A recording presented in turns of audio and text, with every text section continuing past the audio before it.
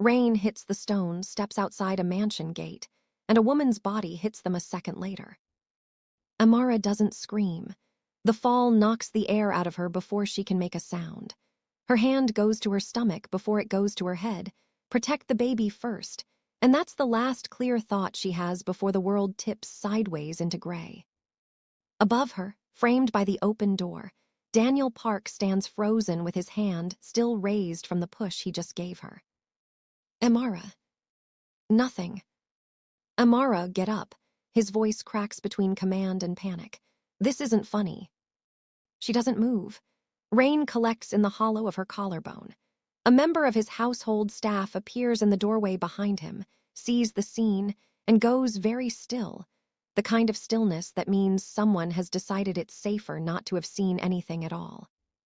Daniel takes one step down toward her, then stops. He doesn't call an ambulance. He doesn't kneel beside her. He looks toward the gate, toward the street, toward anywhere but the woman lying at the bottom of his steps. That's when the second car pulls up outside the neighboring property.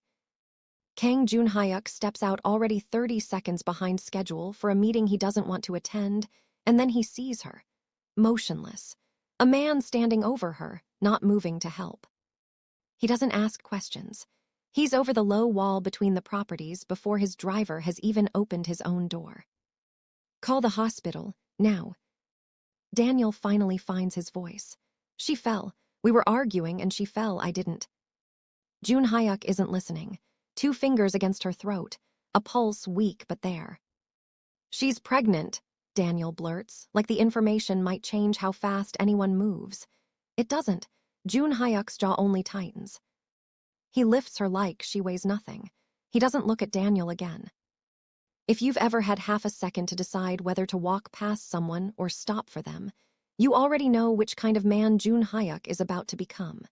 Hit subscribe before you go any further, because in 10 minutes, everything you think you know about him is going to be wrong. The private hospital doesn't ask for forms. They know his name. A room clears before he's finished carrying her through the doors. He waits in a hallway too quiet for how loud his own head is. He doesn't sit. He doesn't check his phone. A man other men flinch around is standing very still against a wall, waiting on a woman whose name he doesn't even know yet. A nurse steps out. Are you family? No. Tell me anyway, he says, not a request. She's stable, internal bruising, a concussion. The nurse pauses. The baby's heartbeat is strong. She's going to be okay. He exhales like he's been holding his breath for longer than the last 20 minutes. He doesn't understand it yet. Keep this moment in the back of your mind. It's going to matter more than either of them realizes. Amara wakes to white ceiling tiles and a stranger in the chair beside her bed. Where's Daniel? Not here. She turns her head, taking in the IV, the room, the man watching her with an unreadable kind of attention. Who are you? Kang Jun-hyuk. The name lands like a second injury. She's lived in Seoul long enough to know it, not from headlines, but from the way people lower their voices when they say it. I'm the man who found you unconscious on a stranger's steps. The rest, you can ask me later. I didn't ask you to save me. No, he agrees. You didn't. It's not what she expects. She expects arrogance or an expectation of gratitude. Instead, he just watches her, waiting to see what she does with the silence. I want to go home. Your home is a 4th-floor walk-up with no security and a man who already pushed you down a flight of stairs once. Flat, like weather. I'd like you to stay somewhere safer until the baby is born. I don't know you. You don't know Daniel either, not the parts that matter. She wants to argue. She can't. That's what scares her most. 3 days later, Daniel finds her anyway, past a security gate that somehow doesn't stop him, because money still opens some doors, even the wrong ones. You need to come home, he says, like he has any right to be there. Do you know what people are saying, that you're shacked up with a criminal?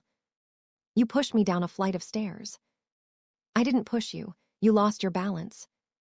The lie comes out so smooth she almost doubts her own memory. That's the worst part, not the fall. The way he rewrites it in real time, like she wasn't even there for it. Get out. Amara. She said no. Jun Hyuk's voice from the hallway, quiet, and somehow louder than anything Daniel's said since he arrived. Daniel's eyes flicked to him, calculating. This doesn't concern you. She's under my protection. That makes it concern me. Jun Hyuk steps close enough that Daniel has to look up. You don't come here again. You don't call her. You don't send anyone in your place. If you do, you won't enjoy what happens next. Daniel leaves without another word. For the first time since the fall, Amara realizes she isn't shaking. You didn't have to do that. I know. Then why did you? Because no one else was going to. Weeks pass. Small things shift. Amara stops flinching when he enters a room. He starts coming home earlier than his schedule requires.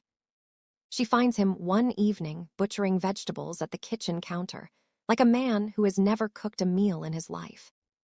You're doing that wrong. I'm aware. Then why are you doing it? You mentioned missing home-cooked food. He doesn't look up. Apparently, I don't know how to hire someone for that without it feeling transactional. So, instead you're going to give me food, poisoning yourself. If it comes to that, I own the hospital you'll be treated at. She laughs, the first real laugh since the steps, and he watches her do it like he wants to memorize it. You're not what I thought you'd be, she tells him later, once the vegetables have been salvaged. Neither are you. What did you think I'd be? Afraid of me, impressed by me, usually both. He shrugs. You've been neither. Should I be? No, he says, no command in it at all. I'd rather you weren't. If this story has you hooked already, tell me in the comments where you think this is headed. Because the next scene changes everything you think you understand about who Jun Hyuk really is. It happens on an ordinary Tuesday. Amara is hunting for a phone charger in his study when she finds something else. A ledger, half open, filled with names she doesn't recognize. Beside it, a photograph of a warehouse, 3 men outside it, guns visible at their hips like it's nothing. She's still staring when he walks in. That's not for you to see. What is it? Amara. What is it, Jun Hyuk? He closes the door behind him. For the first time, he looks like a man choosing his words with care. The real estate, the shipping, that's real. It's also half of what I do. He doesn't look away. The other half is why people say my name the way they do. I run something else. My father built it and his father before him. You'd call it organized crime. I call it survival. I know that won't mean much to you right now. She steps back, not far enough that he notices. You're Mafia. I'm the head of it. And you didn't think to mention this before I moved into your house. Would you have come if I had? She doesn't answer. They both already know she wouldn't have. I've never lied to you, he says. I never told you I was a good man. I told you I was an honest one. There's a difference, and it's the only thing I have to offer you that Daniel never could. Get out of my way. He does. He doesn't stop her from leaving, and that, more than anything he could have said, is what makes her pause in the hallway a moment later. She doesn't come back to the study that night, but she doesn't leave the house either. The threat doesn't announce itself the way threats do in movies. It comes as a black car that follows her driver 2 blocks too long. A man outside the pharmacy who watches too closely, then vanishes when she looks back. Finally, a note tucked inside her bag that no one saw get placed there. We know everything. Jun Hyuk reads it once, and something behind his eyes closes like a door slamming shut. Pack a bag. You're not staying here tonight. Who sent this? Someone who wants me weak. Someone who's figured out you're the fastest way to do it. Already on the phone, already giving orders in a tone she's never heard from him, clipped, absolute. No one touches her. If they get within a block, I want to know before she does. Jun Hyuk. This is exactly what I was afraid of. You and the baby are the only thing anyone could use against me. I should have known the moment I carried you into that hospital. So you're going to send me away. His silence tells her everything she needs to know about what he's already decided. He tries to do it gently, 2 days later, sliding a folder across the table. A new apartment, security detail, a monthly transfer that would let her live without ever seeing him again. This isn't me pushing you away. This is me keeping you alive. It's the same thing, and you know it. Amara, you don't get to decide this without me. That's not protection, Jun Hyuk. That's just another man deciding what's best for my life. Her voice shakes. She doesn't stop. I didn't ask for a perfect man. I wanted an honest one. So be honest now, do you want me gone, or are you just afraid? I'm afraid, he says finally, quieter than she's ever heard him. I've never been afraid of anything the way I'm afraid of what happens to you and that baby because of me. Then let me decide if that's a risk I'm willing to take.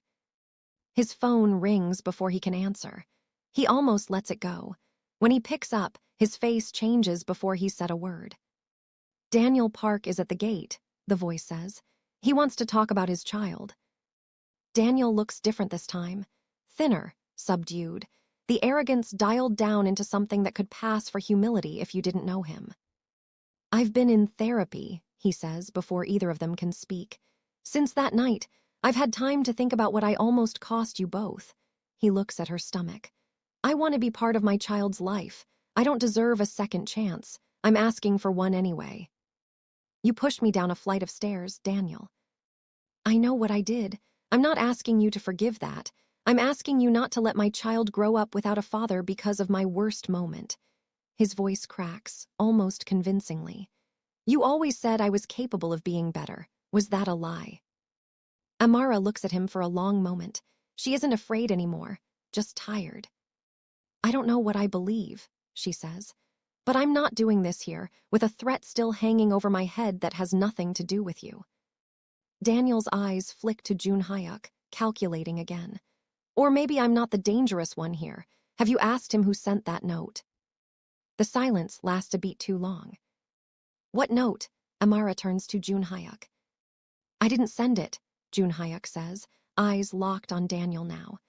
Interesting, though, how he knows about a note only 3 people in this city are aware exists. Daniel's composure cracks, just for a second. I have people watching this house. Of course I know things. Or you sent it, Jun Hyuk says. To scare her back to you. To make her think my world is the dangerous one, when the only person who's ever laid a hand on her is standing at this gate right now. Daniel doesn't answer. He doesn't have to. Amara watches his mask slip just enough to finally see what's underneath it. Leave, she says. Don't come back until you can answer for that note honestly. Not therapy honestly, actually honestly. He leaves. No one stops him. No one is sad to watch him go. If you've ever had to unlearn love for someone who hurt you, comment below and tell me how long it took you to see them clearly. If this story is hitting close to home, you're not the only one, and the hardest part of Amara's story is almost over. The note traces back not to a rival organization, but to a smaller, more desperate source, someone trying to provoke exactly the chaos that just played out at the gate. It's handled quietly, the way things in Jun Hyuk's world are handled. For the first time in weeks, Amara sleeps through the night without waking at every sound in the house. He finds her on the balcony afterward, watching the city instead of sleeping anyway. I was wrong, he says, to try to send you away. I know.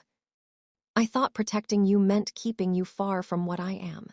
I didn't understand you'd already decided to stay, and the only thing I was protecting you from was actually having me. She turns to look at him. Say that again. I love you.